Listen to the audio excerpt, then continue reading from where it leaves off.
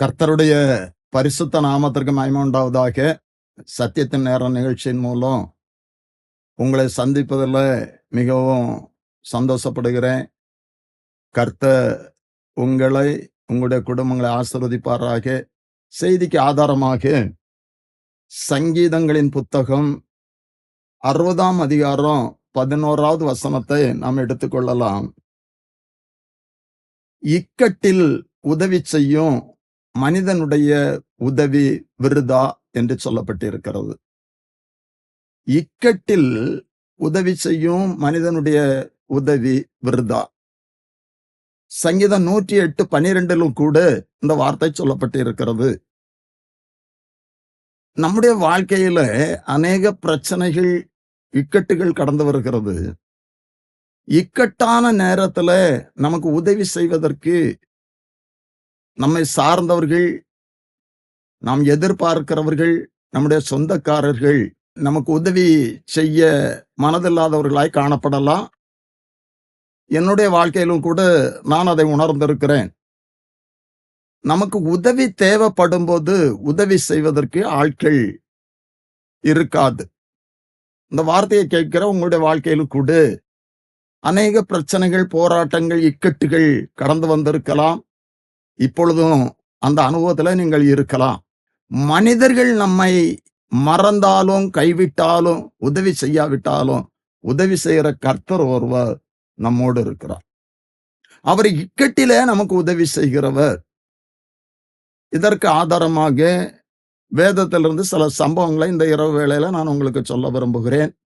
உங்களுடைய வாழ்க்கையில காணப்படுகின்ற இக்கட்டுகளை மாற்றுவார். முதலாவதாக சங்கீதம் 107ஆம் அதிகாரம் 6வது வசனத்துல, தங்கள் ஆபத்திலே கர்த்தர் நோக்கி கூப்பிட்டார்கள், அவர்கள் இக்கட்டுகளிலிருந்து அவர்களை விடுவித்தார். இந்த அதிகாரத்துல அநேக வசனங்கள் இப்படியாக சொல்லுகிறது. 6வது வசனம், 13வது வசனம், 19வது வசனம், 28வது வசனம். இந்த வசனங்களில் எல்லாம் தங்கள் ஆபத்திலே கர்த்தர் நோக்கி கூப்பிட்டார்கள், அவர்கள் இக்கட்டுகளிலிருந்து அவர்களை விடுவித்தார்.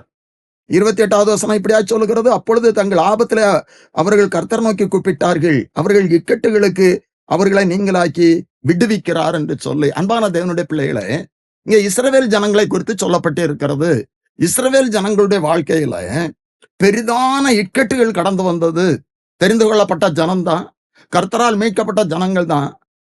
ஆனாலும் அவர்களுடைய வாழ்க்கையில பல பிரச்சனை, தெரிந்து கொள்ளப்பட்ட கர்த்தருடைய பிள்ளைகளுடைய வாழ்க்கையில தான் அநேக பிரச்சனைகள் வருகிறது.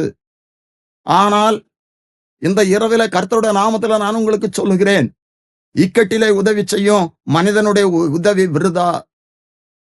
ஒருவேளை மனிதன் மூலம் நமக்கு உதவி தேவைப்பட்டாலும் கூட அதையும் கர்த்தர் தான் செய்யணும். யாரோடு பேசணுமா பேசி, மனிதர்கள் மூலம் நம்முடைய வாழ்க்கையில சில காரியங்களை அவர் செய்யலாம். ஆனால் இந்த இரவில நான் உங்களுக்கு சொல்லுகிற வார்த்தை, இக்கட்டிலே உதவி செய்யும் மனிதனுடைய உதவி விருதா. இங்க முதலாவது இஸ்ரவேல் ஜனங்களை குறித்து நான் உங்களுக்கு நினைப்பூட்டுகிறேன். இஸ்ரவேல் ஜனங்களுடைய வாழ்க்கையில மிகவும் நெருக்கமான சூழ்நிலைகள், எகிப்திய அடிமைத்தனத்துல அவர்கள் மிகவும் வேதனைப்பட்டார்கள்.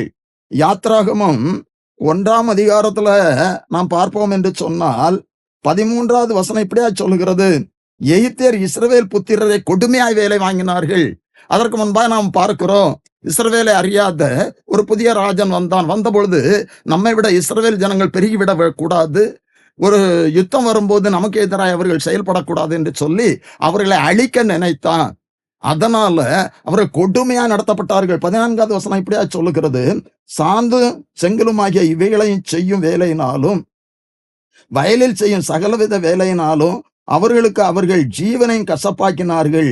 அவர்களை கொண்டு செய்வித்த மற்ற எல்லா வேலைகளிலும் அவர்களை கொடுமையாய் நடத்தினார்கள் என்று சொல்லு. கொடுமையா நடத்தினார்களா? அதிகமாய் அவர்களை வேலை வாங்கினார்கள், அவர்களை கொடுமையாய் நடத்தினார்கள். இஸ்ரவேல் ஜனங்களுடைய வாழ்க்கையில இக்கட்டான ஒரு சூழலை தொடர்ந்து நம்ம படிக்கும்போது அவருடைய வாழ்க்கையை கசப்பாய் இருந்தது. இந்த நாட்களிலும் நம்முடைய வாழ்க்கையில பிரச்சனைகள் வரும்போது, நம்முடைய வாழ்க்கையில இக்கட்டுகள் வரும்போது அது நமக்கு கசப்பாய் தோன்றுகிறது. அநேகருடைய வாழ்க்கை கசப்பாய் இருக்கிறது. ஏன் எனக்கு இந்த வாழ்க்கை? என்னுடைய வாழ்க்கையில ஒரு நாளும் பிரச்சனை தீரவில்லை என்று சொல்லி ஏங்கி கொண்டு இருக்கிற அநேக பேர் இந்த நாட்களிலே காணப்படுகிறார்கள். இந்த வார்த்தை கேட்டுக்கொண்டு இருக்கிற தேவ பிள்ளைகளை, நீங்களும் கூட இந்த மாதிரி ஒரு சூழ்நிலையில நீங்கள் காணப்படலாம். அநேக இக்கட்டுகள் உங்களுடைய வாழ்க்கையில காணப்படலாம். இங்கே இஸ்ரவேல் ஜனங்கள் இக்கட்டில கர்த்தர் நோக்கி கூப்பிட்டார்கள். தொடர்ந்து நம்ம 2ஆம் அதிகாரம் 23வது வசனத்தின் பிற்பகுதி இப்படியாய் சொல்லுகிறது. சில காலம் சென்ற பின்பு எகிப்தின் ராஜா மரித்தான். இஸ்ரவேல் புத்திரர் அடிமைத்தனத்தினால் தவித்து முறையிட்டு கொண்டிருந்தார்கள். அவர்கள் அடிமைத்தனத்திலிருந்து முறையிட்டும் சத்தம் தேவ சந்நிதியில் எட்டினது. இக்கட்டில உதவி செய்யும் மனிதனுடைய உதவி வருதா? இப்பொழுது இஸ்ரவேல் ஜனங்கள் எகிப்தில மிகவும் கொடுமைப்படுத்தப்படுகிறார்கள். அவர்களுக்கு மிகவும் இக்கட்டான ஒரு சூழ்நிலை. அந்த வார்த்தை சொல்லுகிறது, அவருடைய சத்தம் தேவ சமூகத்தில் எட்டினது. தேவன் அவர்கள் பெருமூச்சை கேட்டு அவர்களை நினைத்தருளினார் என்று சொல்லப்பட்டிருக்கிறது. 3ஆம் அதிகாரம் 9வது வசனத்திலும் கூட, இப்பொழுது இஸ்ரவேல் புத்திரரின் கூக்குரல் என் சந்நிதியில் வந்து எட்டினது. எகிப்தியர் அவர்களை ஒடுக்குதலை கண்டே. நம்முடைய கர்த்தர் நம்முடைய பிரச்சனைகளை காண்கிற கர்த்தர், நம்முடைய இக்கட்டுகளை நெருக்கங்களை காண்கிற கர்த்தர். இங்கே இஸ்ரவேல் ஜனங்களுடைய வாழ்க்கையில மிகவும் இக்கட்டான சூழ்நிலையில தொடர்ந்து நம்ம பார்க்கிறோம். மோசே அங்கே அனுப்பினார், மோசையோடு பேசினார். மோசை மறுத்தாலும் கூட மோசைக்கு சில காரியங்களை அவர் வெளிப்படுத்தி ஆரோனையும் துணைக்காய் ஆயத்தப்படுத்தி மோசையும் ஆரோனும் எகிப்துக்கு கடந்து செல்லுகிறார்கள். அங்கே போய் அவர்கள் மூலம் கர்த்தர் பெரிய அற்புதங்களை செய்தார். இஸ்ரவேல் ஜனங்களை மீட்டு கானானுக்கு கர்த்தர் வழி நடத்தினார். யாத்திராகமம் 14ஆம் அதிகாரம் 10வது வசனத்துல, இஸ்ரவேல் புத்திரர் தங்கள் கண்களை ஏறெடுத்து பார்த்து எகிப்தியர் தங்களுக்கு பின்னே வருகிறதை கண்டு மிகவும் பயந்தார்கள். அப்பொழுது இஸ்ரவேல் புத்திரர் கர்த்தர் நோக்கி கூப்பிட்டார்கள். எகிப்திலிருந்து வெளியே வந்த போதும் கூட அவர்களுக்கு சில இக்கட்டுகள் கடந்து வந்தது. அங்கே கர்த்தர் நோக்கி கூப்பிட்டார்கள் என்று சொல்லி பார்க்கிறோம். மோசே, நீங்கள் சும்மா இருப்பீர்கள், கர்த்தர் உங்களுக்கு யுத்தம் செய்வார் என்று சொல்லி மோசையை கொண்டு கர்த்தர் செங்கடலை பிளந்தார்.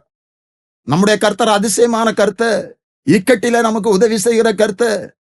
இஸ்ரவேல் ஜனங்கள் எகிப்தில அடிமைத்தனத்திலிருந்து கூக்குரல் இட்டு கொண்டிருந்தார்கள். மிகவும் இக்கட்டான சூழலில் காணப்பட்டார்கள். எகிப்திலிருந்து வெளியே வந்த பிறகும் கூட பார்வோன் தொடர்ந்தான் என்று சொல்லி பார்க்கிறோம்.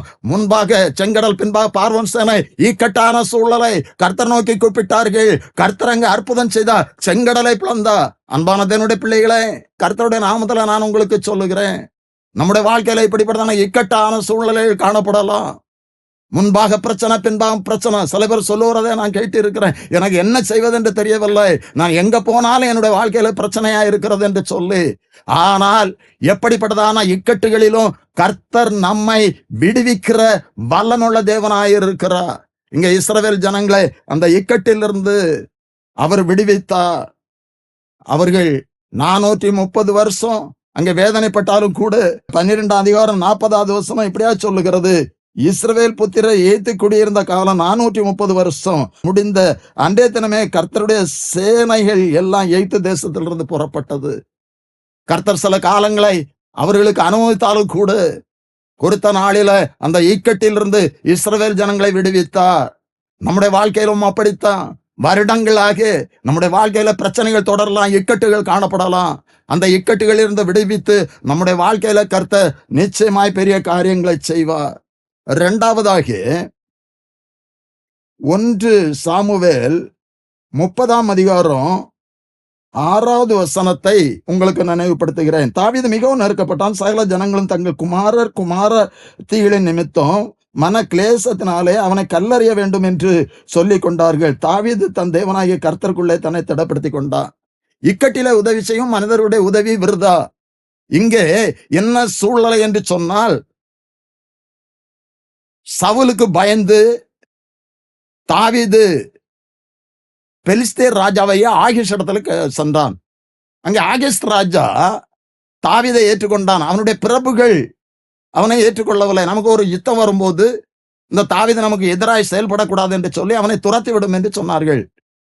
இப்பொழுது ஆகீஷ் ராஜா, நீ எனக்கு என் பார்வைக்கு நீ அருமையானவன், ஆனா என்னுடைய பிரபுக்கள் உன்னை வெறுக்கிறார்கள் என்று சொல்லி அங்கே இருந்து தாவீது கூட இருந்தவர்களும் தங்கியிருந்த சிக்லாகுக்கு அவர்கள் வருகிறார்கள். இங்கே அவர்கள் வந்த சூழ்நிலையில 3ஆம் நாளிலே அவர்கள் அங்கே வருகிறார்கள் என்று சொல்லப்பட்டு இருக்கிற அமலேக்கர் அங்கே கடந்து வந்து தாவீதுடைய மனைவி, பிள்ளைகள், உடன் இருந்த அனைவரையும் பிடித்து கொண்டு போய் விட்டார்கள். குடும்பம், மனைவி, பிள்ளைகள் எல்லாவரையும். இப்பொழுது 4வது வசனம் சொல்லுகிறது, அப்பொழுது தாவீதும் அவனோடு இருந்த ஜனங்களும் அழுகிறதற்கு தங்களில் பலன் இல்லாமல் போக மட்டும் சத்தமிட்டு அழுதார்கள். இந்த அனுபவம் நம்முடைய வாழ்க்கையிலும் கூட கடந்து வந்திருக்கலாம். சில நேரங்களில அழுது அழுது நம்முடைய கண்ணீர் வற்றி போகிற சூழ்நிலையில காணப்படலாம். பலன் இல்லாத அளவுக்கு பலன் இல்லாத போக மட்டும் அவர்கள் அழுதார்கள் என்று சொல்லப்பட்டு இருக்கிறது. இன்னும் ஒரு காரியத்தை அங்கே முக்கியமா நான் உங்களுக்கு சுட்டிக்காட்ட விரும்புகிறேன் தேவ பிள்ளைகளை. இந்த சூழ்நிலையில தாவீதோடு இருந்தவர்கள் தங்களுடைய மனைவி பிள்ளைகளை அமலேக்கர் பிடித்து கொண்டு போய்விட்ட காரணத்தினால் தாவீதின் மேல் வெறுப்பாகி தாவீதை கல்லறிவதற்கு எல்லாரும் கற்களை தூக்கி கொண்டார்கள் என்று சொல்லி பார்க்கிறோம். தாவீதோடு இருந்தவர்களும் அவனை வெறுத்தார்கள். ஒரு இக்கட்டான சூழ்நிலை. இக்கட்டிலே உதவி செய்யும் மனிதனுடைய உதவி விருதா? நம்முடைய வாழ்க்கையிலும் அப்படித்தான். சில சூழ்நிலைகள்ல நம்மை மிகவும் விரும்புகிறவர்கள், நேசிக்கிறவர்கள், நம்மோடு இருக்கிறவர்கள் கூட நம்மை விட்டு விடலாம். ஒரு இக்கட்டான சூழ்நிலைக்கு நான் தள்ளப்படலாம். அந்த சூழ்நிலையிலும் இங்க நடந்தது என்ன? தாவீது மிகவும் நெருக்கப்பட்ட கர்த்தருக்குள் தன்னை திடப்படுத்தி கொண்டான். இந்த வார்த்தை நான் சொல்லும் போது உங்களுக்கு ஒரு ஆலோசனை சொல்ல விரும்புகிறேன் தேவ பிள்ளைகளே. நம்முடைய வாழ்க்கையில மிகவும் நெருக்கமான சூழ்நிலைகள் வரலாம். அந்த சூழ்நிலையில கர்த்தருக்குள் நம்மை திடப்படுத்திக் கொள்ள வேண்டும். ஆபத்து காலத்தில் நீ சோர்ந்து போவாயானால் உன்னும் பலம் குறுகினது என்று சொல்லப்பட்டு இருக்கிறது. நம்முடைய வாழ்க்கையில அநேக பிரச்சனைகள் கடந்து வரலாம். தாவீது இருதயத்துக்கு ஏற்ற தாசன் தான், கர்த்தரால் தெரிந்து கொள்ளப்பட்டவன் தான். ஆனாலும் கூட அவனுடைய வாழ்க்கையில அநேக பிரச்சனை கர்த்தர் அனுமதித்தார். கர்த்தருக்கு தெரியாம எதுவும் நடக்காது. நம்முடைய வாழ்க்கையிலும், இந்த வார்த்தையை கேட்டுக்கொண்டிருக்கிற உங்களுடைய வாழ்க்கையிலும் அநேக பிரச்சனைகள் கடந்து வரலாம். இந்த நாட்களில் நீங்கள் இக்கட்டில் இருக்கலாம். தாவீதை போல மிகவும் நெருக்கப்பட்ட ஒரு சூழ்நிலையில் காணப்படலாம். கர்த்தருடைய நாமத்தில் அவருடைய வார்த்தை சொல்லுகிற தேவ பிள்ளைகளை, தாவீது கர்த்தருக்குள் திடப்படுத்தி கொண்டா. நாமும் கர்த்தருக்குள் நம்மை திடப்படுத்திக் கொள்வோம். தொடர்ந்து என்ன அங்கே நடந்த காரியம்? கர்த்தரிடத்தில் ஆலோசனை கேட்கிறான். இந்த தண்டை நான் தொடரலாமா என்று சொல்லி அவனோடு இருந்தவர்களும் கூட அவனை வெறுக்கக்கூடிய ஒரு சூழ்நிலையில கர்த்தரிடத்தில் ஆலோசனை கேட்கிறான். 8வது வசனம், தாவீது கர்த்தர் நோக்கி, நான் அந்த தண்டை பின்தொடர வேண்டுமா, அதை பிடிப்பேனா என்று கேட்டான். அதற்கு அவர், அதை பின்தொடர், அதை நீ பிடித்து சகலத்தையும் திருப்பி கொண்டு வருவாய் என்றார். நான் அந்த தண்டை அமலேக்கரை பின்தொடரலாமா? இப்ப 600 பேரோடு சொல்லுகிறான். வழியில 200 பேர் நின்று போய்விட்டார்கள். 400 பேரோடு கூட அங்கே கடந்து செல்லுகிறான். போகிற வழியில கர்த்தர் ஒரு முகாந்தரத்தை உண்டு பண்ணுகிறார். அமலேக்கிய அந்த தண்டில அவர்களுடைய கூட்டத்துல இருந்த ஒருவன் வியாதிப்பட்ட காரணத்தினால் அவனுடைய ஆண்டவன் அவனை கைவிட்டு அவன் 3 நாளாக புசிக்காம ஒரு உயிருக்கு ஆபத்தான நிலைமையில் இருக்கிறான். அவனை பார்த்து அவனுக்கு அப்பமும் தண்ணியும் கொடுத்து, இன்னும் அடையும் கொடுத்து, அத்திப்பழத்தையும் கொடுத்து, அவனுக்கு ஒரு திடன் பலன் வந்த பிறகு அவனிடத்தில் தாவீது சொல்லுகிறான், அந்த தண்டி இடத்துல என்னை கொண்டு போவாயா, அந்த கூட்டத்தை எனக்கு காட்டுவாயா என்று சொல்லி அவன் சொல்லுகிறான், நீர் எனக்கு ஆணையிட்டு கொடுத்தால் என்னை அவர்களிடத்தில் ஒப்பு கொடுக்க மாட்டேன், எனக்கு ஒன்று செய்ய மாட்டேன் என்று சொல்லி ஆணையிட்டு கொடுத்தால் நான் அந்த தண்டை, அந்த கூட்டத்தை நான் காட்டி கொடுக்கிறேன் அப்படி சொன்னான். கூட்டம் இருக்கிற இடத்திற்கு உங்களை அழைத்து செல்கிறேன் என்று சொல்லி அங்கே கர்த்தருடைய கிருபையினால அப்படிப்பட்டதான ஒரு முகாந்தரத்தை கர்த்தர் உண்டு பண்ணினார். அன்பான தேவனுடைய பிள்ளைகளை, நான் உங்களுக்கு சொல்லுகிறேன், நம்முடைய வாழ்க்கையில இக்கட்டான நேரத்துல நமக்கு வழியை உண்டு பண்ணுகிற கருத்து, நமக்கு முகாந்தரங்களை உண்டு பண்ணுகிற கருத்து இங்க தாவீதுடைய வாழ்க்கையில அப்படித்தான் செய்தா. தொடர்ந்து நம்ம பார்க்கிறோம், அந்த தண்டை அவன் தொடர்ந்து அந்த கூட்டத்தை தொடர்ந்து அவன் சென்று அங்கே எல்லாரையும் அவன் முறியடித்தான் என்று சொல்லி பார்க்கிறோம். 17வது வசனம், 30ஆம் அதிகாரம் 17வது வசனத்துல, அவர்களை தாவீது அன்று சாயங்காலம் தொடங்கி மறுநாள் சாயங்காலம் மட்டும் முறியடித்தான். ஒட்டங்கள் மேல் ஏறி போன 400 வாலிபரை தவிர அவர்கள் வேறு ஒருவனும் தப்பவில்லை. ஒட்டகங்களில் ஏறி 400 வாலிபர்கள் ஓடி தப்பினார்களாம். தொடர்ந்து அந்த வசனம் சொல்லுகிறது, தாவீது அனைத்தையும் 19வது வசனம், அவர்கள் கொள்ளையாடி கொண்டு போன எல்லாவற்றையும், சிறியதிலும் பெரியதிலும் குமாரரிலும் குமாரத்திகளிலும் ஒன்றும் குறைபடாமல் எல்லாவற்றையும் தாவீது திருப்பி கொண்டு வந்தான். அப்படி என்று சொன்னால் இக்கட்டில உதவி செய்கிற கர்த்தர். இன்றைக்கு நம்முடைய வாழ்க்கையில சில காரியங்களை இழந்திருக்கலாம். அதை திருப்பி தரத்தக்கதாக இந்த இரவில நம்முடைய வாழ்க்கையில உங்களுடைய வாழ்க்கையில கிரியை செய்வார். இக்கட்டிலே நீங்கள் வேதனையோடு காணப்படுகிறீர்களோ?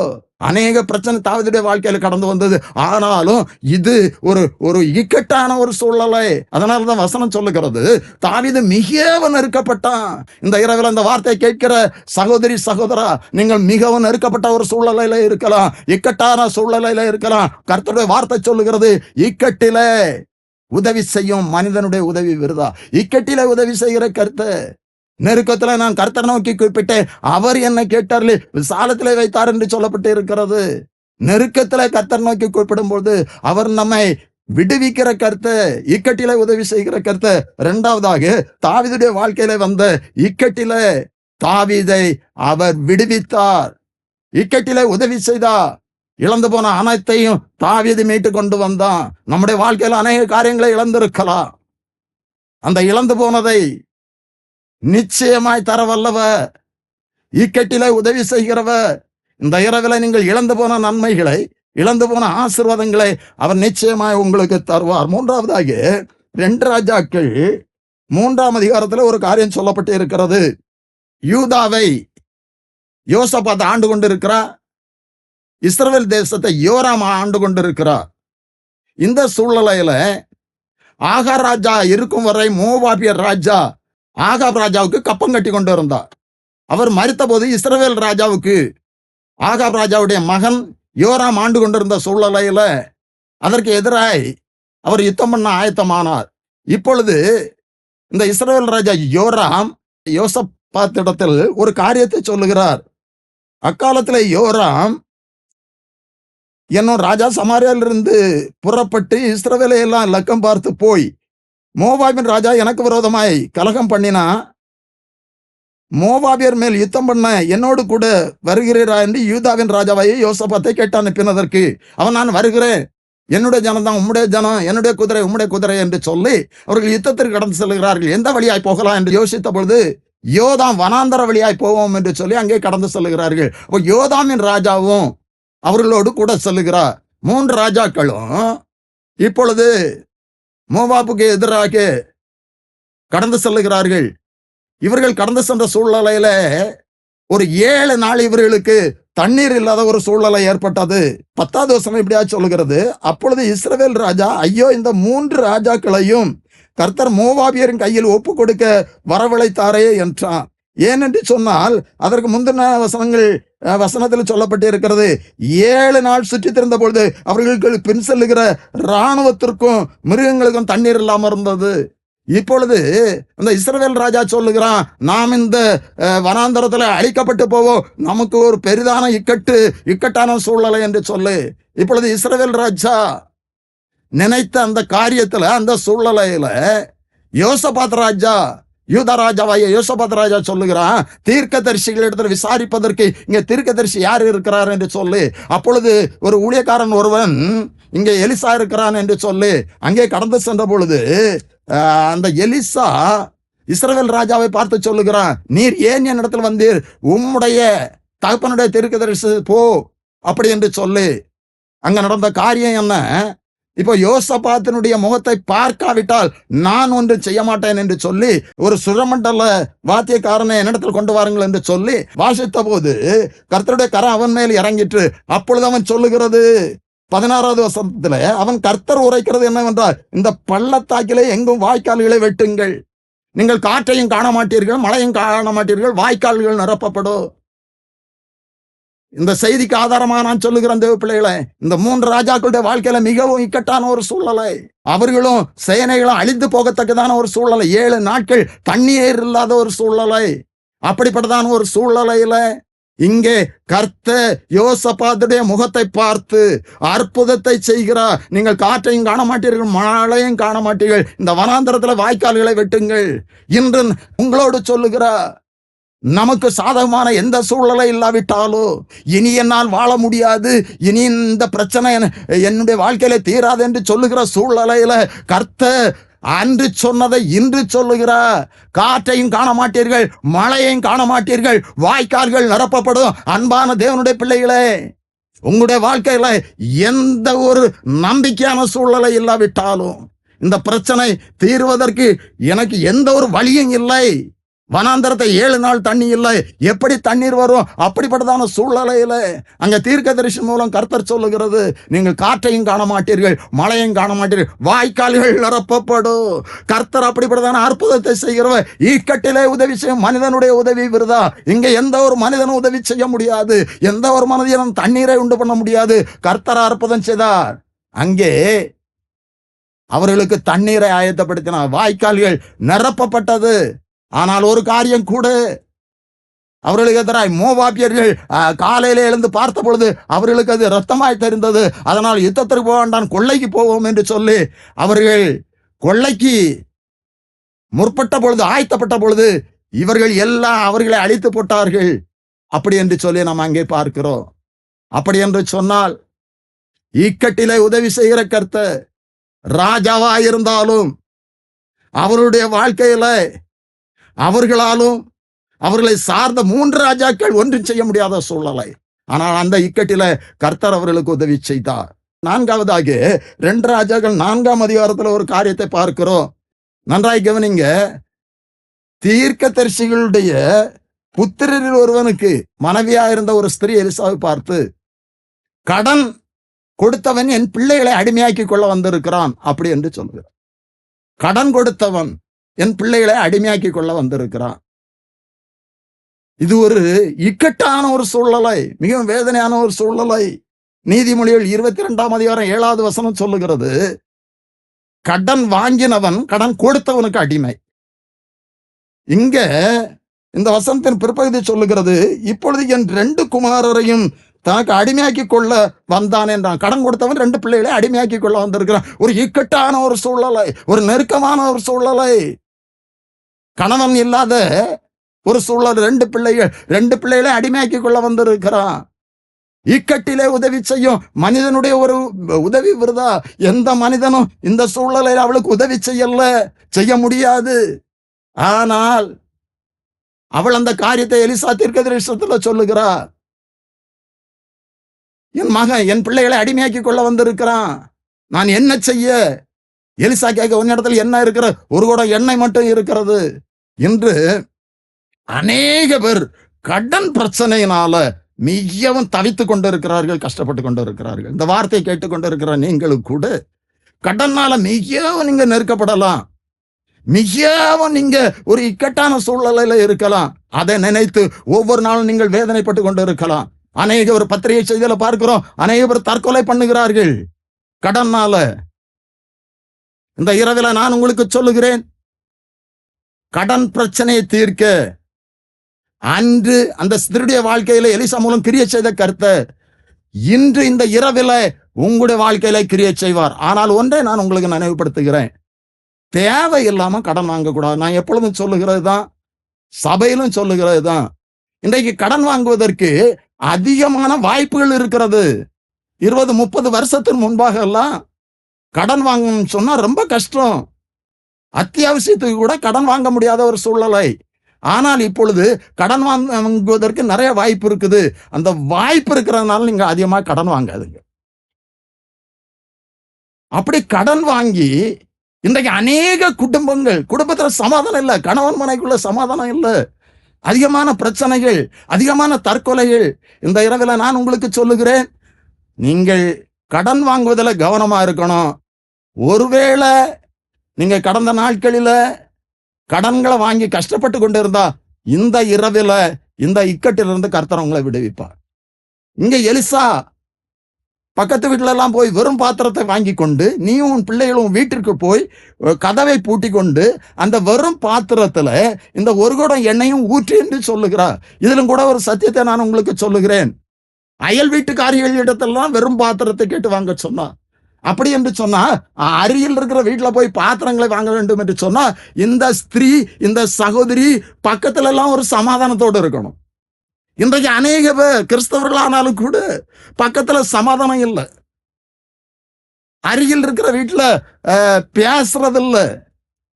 அன்று அந்த ஸ்திரீயுடைய வாழ்க்கையிலே எலிசா மூலம் கர்த்தர் அற்புதம் செய்வதற்கு அவள் தகுதி உள்ளவளா இருந்தா, பக்கத்துல எல்லாம் நல்ல உறவு இருந்தது. அதனால தான் போய் கேட்டவுடனே வெறும் பாத்திரங்களை கொடுத்தார்கள்.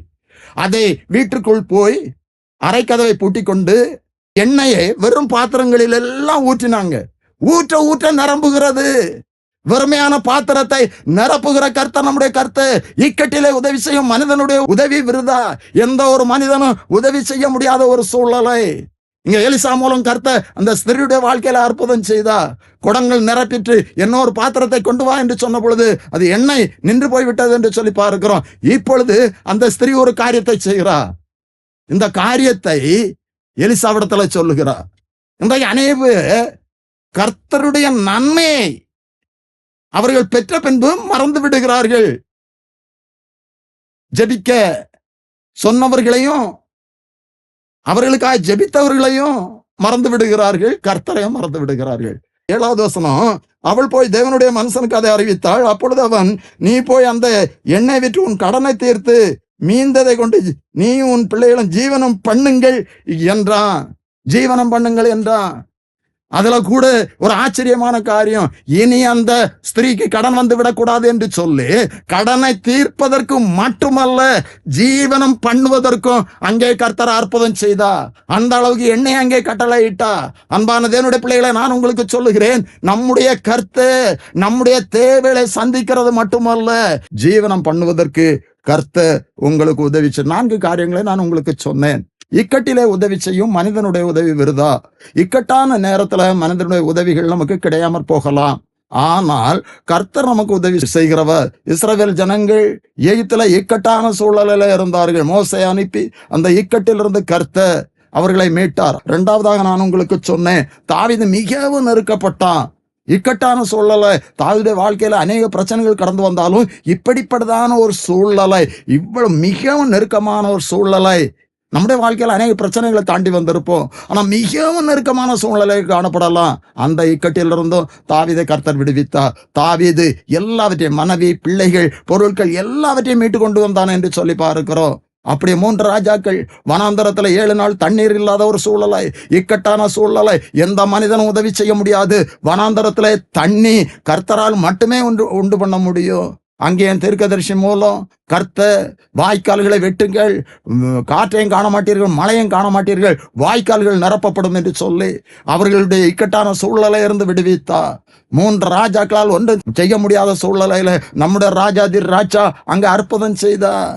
இன்றைக்கு நம்முடைய வாழ்க்கையிலும் எந்த ஒரு மனிதனாலும் செய்ய முடியாத ஒரு காரியத்தை நம்முடைய கர்த்தர் செய்வார். 4வதாக சொன்னேன், அந்த ஸ்திரீ கடனால இக்கட்டான சூழ்நிலை ஒரு குடம் எண்ணெய் மூலம் அற்புதம் செய்தார். 4 காரியங்களை நான் உங்களுக்கு சொன்னேன். தேவ பிள்ளைகளை, இந்த இரவு வேளையில நீங்களும் எப்படிப்பட்டதான சூழ்நிலையில இக்கட்டுகளில இருக்கிறீர்கள் என்பதை நம்முடைய கர்த்தர் அறிந்திருக்கிறார். இந்த வார்த்தையின் மூலம் உங்களுடைய இக்கட்டுகளில் இருந்து விடுவிப்பா.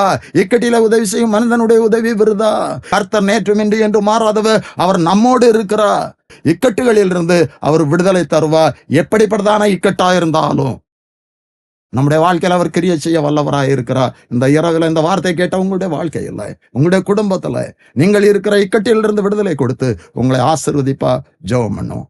ஆபத்து காலத்தில் என்னை நோக்கி கூப்பிடு, நான் உன்னை விடுவிப்பேன் என்று சொன்ன எங்கள் பரிசுத்த பரலோகத்தின் பிதாவே, ஆசீர்வாதமான இந்த இரவு வேளைக்காய் உமக்கு ஸ்தோத்திரம் அப்பா. இந்த வசனத்தை கேட்ட ஒவ்வொருடைய வாழ்க்கையிலும் காணப்படுகின்ற இக்கட்டுகளை இந்த செய்தியின் மூலம், இந்த வார்த்தையின் மூலம் நீர் விடுவித்து ஆசீர்வதிக்கும்படியாய் ஜெபிக்கிறேன் அப்பா. அநேக பிறந்த நாட்களில இக்கட்டான சூழ்நிலைகளில காணப்படுகிறார்கள் அப்பா. இக்கட்டில உதவி செய்கிற கர்த்தர் நீர் அப்பா. இஸ்ரவேல் ஜனங்கள் எகிப்தில இக்கட்டில கூக்குரல் இருந்து கொண்டிருந்த சூழலை மோசே அனுப்பி அவருடைய இக்கட்டிலிருந்து விடுவித்த கர்த்தர் அப்பா. இது உமக்கு பிரியமான ஒரு தாசனாய் இருந்தாலும் கூட ஒரு சூழ்நிலையில் உடன் இருந்தவர்களும் வெறுக்கத்தக்கதாக, கல்லறியத்தக்கதான ஒரு இக்கட்டான சூழ்நிலை ஏற்பட்டது. அந்த வேளையிலும் தாவீதை திடப்படுத்தி இழந்து போனதை எல்லாம் மீட்க செய்த, திரும்ப கிடைக்க செய்த கர்த்தாவே, இப்படிப்பட்டதான சூழ்நிலை, மிகவும் நெருக்கப்பட்ட சூழ்நிலை காணப்படுகின்ற உம்முடைய பிள்ளைகளுக்கு நேர் உதவி செய்ய முடியாது ஜெபிக்கிறேன். 3 ராஜாக்கள் வனாந்தரத்தில் 7 நாள் தண்ணீர் இல்லாத சூழ்நிலையில இக்கட்டில தீர்க்கதரிசியின் மூலம் நீர் வார்த்தையை வெளிப்படுத்தி அற்புதம் செய்தீரே. அந்த இக்கட்டிலிருந்து விடுவித்தீரே. காற்றையும் காண மாட்டீர்கள், மழையும் காண மாட்டீர்கள், வாய்க்கால்கள் நிரப்பப்படும் என்று சொல்லி வாய்க்கால்களை நிரப்ப செய்த கருத்து, ஒன்று இல்லாத சூழ்நிலையிலும் எல்லாவற்றையும் உருவாக்குற கர்த்தாவே, உம்முடைய பிள்ளைகளுடைய வாழ்க்கையில இப்படியாய் கிரியை செய்யும் அப்பா. அந்த ஸ்திரீ கடனால இக்கட்டில வாழ முடியாதுங்கிற சூழ்நிலை, கடன் கொடுத்தவன் 2 பிள்ளைகளை அடிமையாக்கி கொள்ள வந்த ஒரு சூழ்நிலையில அங்கே தீர்க்கதரிசியை கொண்டு ஒரு குடம் எண்ணெயின் மூலம் அற்புதம் செய்தீரே, இக்கட்டிலிருந்து விடுவித்தீரே, கடனால மிகவும் வேதனைப்படுகிற இக்கட்டில் இருக்கிற உடைய பிள்ளைகளுக்காக ஜெபிக்கிறேனப்பா. வாங்கின கடன் கொடுக்க முடியவில்லை என்று சொல்லி அநேகர் இந்த நாட்களில் தற்கொலை பண்ணி கொள்ளுகிறார்கள். அப்படிப்பட்டதான எண்ணத்துல இருக்கிற ஒவ்வொருவருக்காக ஜெபிக்கிறேன். இந்த வார்த்தையை கர்த்தாவே கேட்ட ஒவ்வொருடைய வாழ்க்கையிலும் நீர் கர்த்தாவே இந்த கடன்ங்கிற இக்கட்டிலிருந்து நீர் விடுதலை கொடுக்கும்படியாய் ஜெபிக்கிறேனப்பா. நீர் வசனத்தை அனுப்பி எங்களை விடுவிக்கிற கர்த்தர், எங்களை ஆசீர்வதிக்கிற கர்த்தர், இக்கட்டிலிருந்து விடுவித்து நீர் ஆசீர்வதியும், ஆசீர்வதியும். மீட்பர் இயேசு கிறிஸ்துவின் ஜெபிக்கிறோம் நல்ல பிதாவே, ஆமென்.